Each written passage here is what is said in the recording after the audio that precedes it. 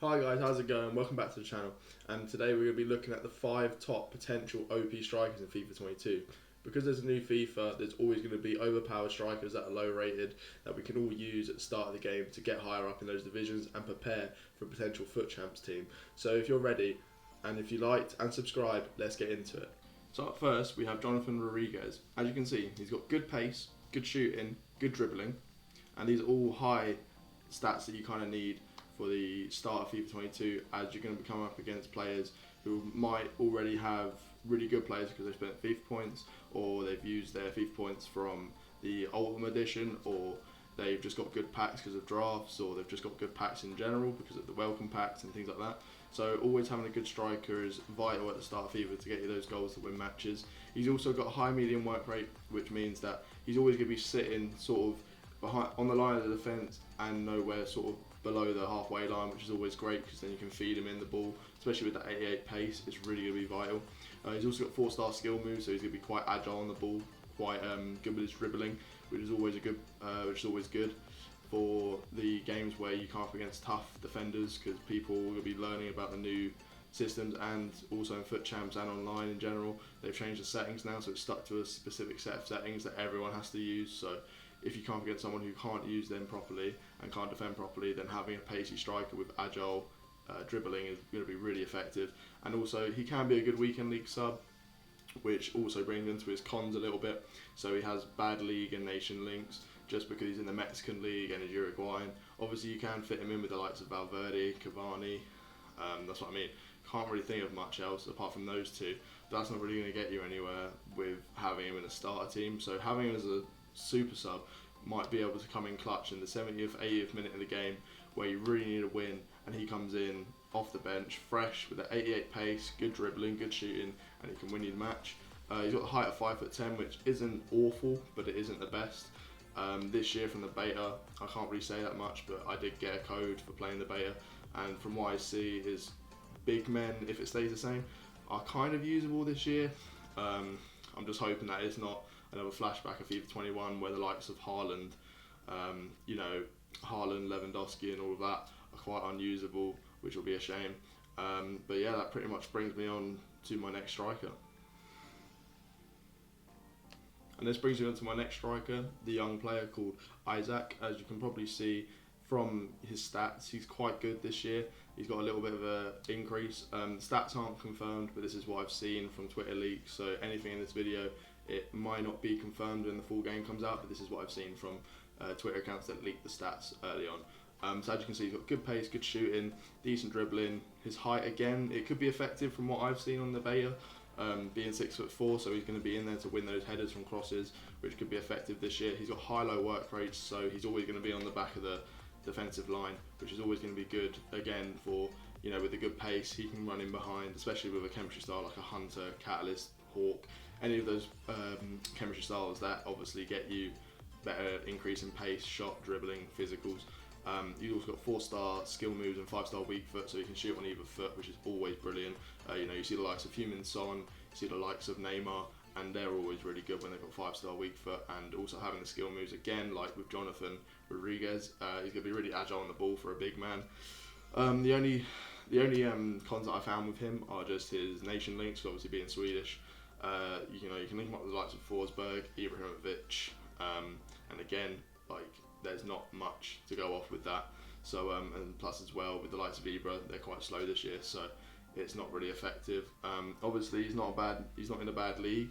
Obviously La Liga's decreased a bit this year, but you can still sort of find those little hidden gems, like the Christian Porto of last year, the 83 rated card with mad pace and good shooting. And also, that's what I said on the gameplay depending, he could feel clunky, which I hope that the big men don't this year. So, like I said before, the likes of Haaland, Lewandowski, I hope that we'll be able to use them and they'll be one of the people that you're going to be looking for to get into your team. So with that being said, let's move on to the next striker. So moving on to my third striker, we have Antonio. Obviously he's Premier League, so his price might be a factor that I haven't really put into it, but that could be a con further down the line. But because he's getting, it's rumoured to be that he's getting the player of the month for last month, so that means that this month They normally bring out the player of the month for the Premier League, and they normally at the start of the game make it quite cheap. You know, we've seen the likes of Timo Pukki one year, we've seen Lucas Moura, you know, no more than 30 to 60k at the start of the game, which I know is quite a lot, but with the way that the game works this year, you might be able to gain enough coins really quickly. You know, whether that's spending FIFA points, which isn't a really viable option because we all know that FIFA points are a bit annoying. But also, you know, just playing through drafts if you've got enough coins, or trading as well is always an effective method to get coins. And also just playing games as well. You know, like playing through division rivals. If you go up, you get packs at the end of it as well, which is always good. But moving on to his actual attributes, he's got good pace, he's got good shooting, good dribbling. He's got a high work rate, which means although he'll be coming in and dropping deep for the ball in a 4-4-2 or a 2-striker formation, I think he'll be good as that sort of link-up player to run in deep, get the ball, and sort of just knock it to a hold-up man and then make that further run. So you'll be able to just hit 1-2s with him really quick on the break, which is always great. He has 4-star skill moves, obviously gets the Prem links. It's just sad about his nation now because he's opted in to play for Jamaica instead of England. So that sort of knocks down the hard links in the English League, Premier League, with other English players. He's only got 3-star weak foot as well, which is a bit of a shame, just because 3-star weak foot, you got not forced to put it on that, you know, the preferred foot, but having it, because he's right-footed, if you put it on his left foot, it's more likely to make an error, which is a bit annoying. And obviously, again, with his height being 5'10", it's sort of the same as Jonathan. You know, he's not a striker to play up by himself and sort of whip the ball into.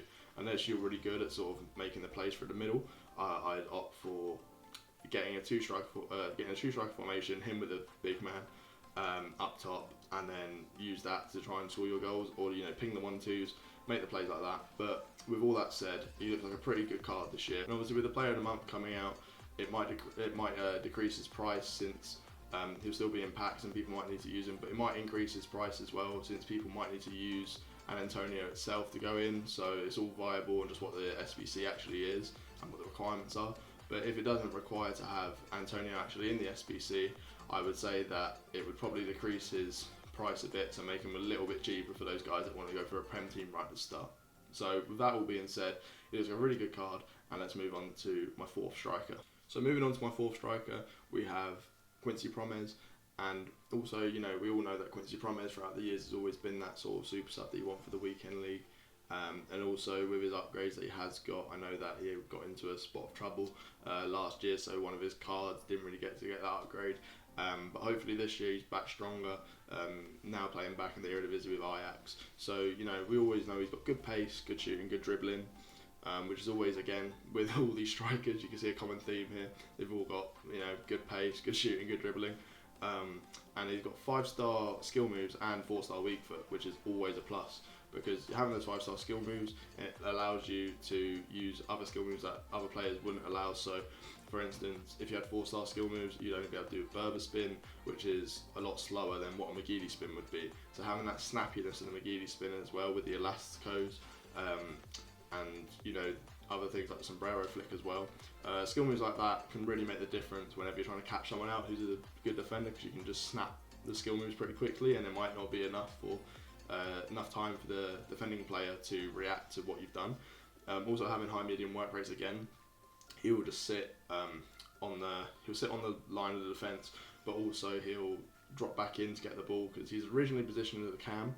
So this one's a bit of a cop out, so he's not exactly a natural striker, but you can obviously move him up to striker. I'd say as well he's a good weekend league sub if you're going for a different team, because obviously with his nation and his links, their nation and league links, they aren't the best unless you're building an Eredivisie team or you've got quite a lot of Dutch players in your team.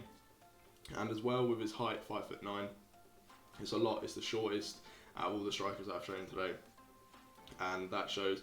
Again, with like Antonio and Rodriguez, you want to play him in a 2-striker partnership, maybe with a big man, maybe with someone at the same height, but it's not really someone you can cross the ball into.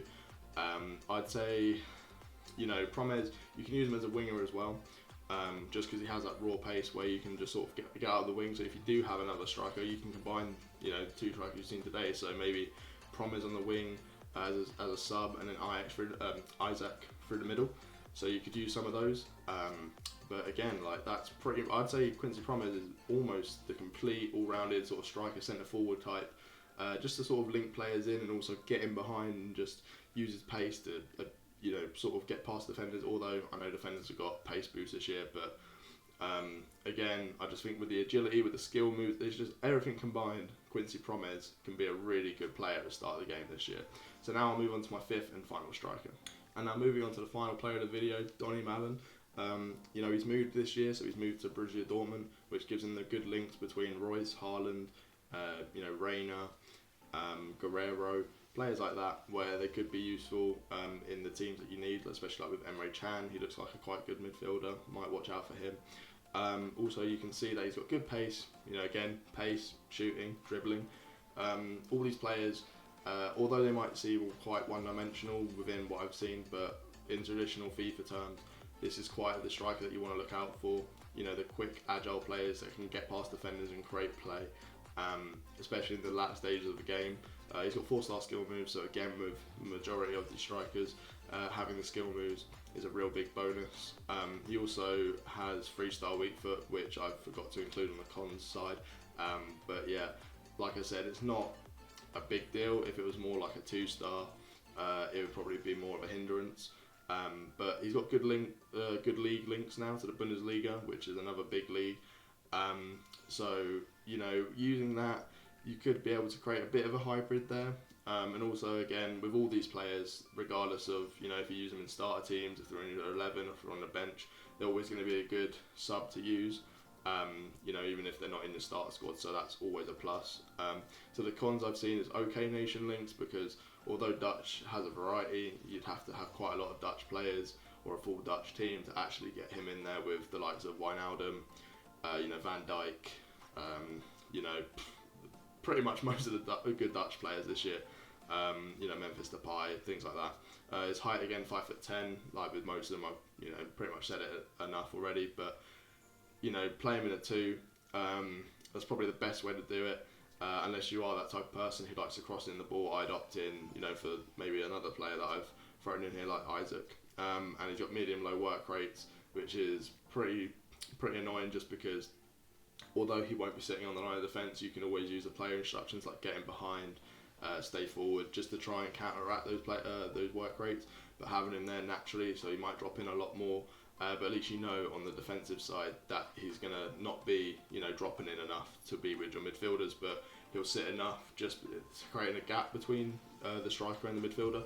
So he'll always be there to receive the ball and try and link up the play and run in behind. So with all that being said, those are my 5 strikers. Okay guys, there's my prediction for the best 5 OP strikers in the start of FIFA 22. Let me know what you think in the comments down below. Is there anyone that I've missed?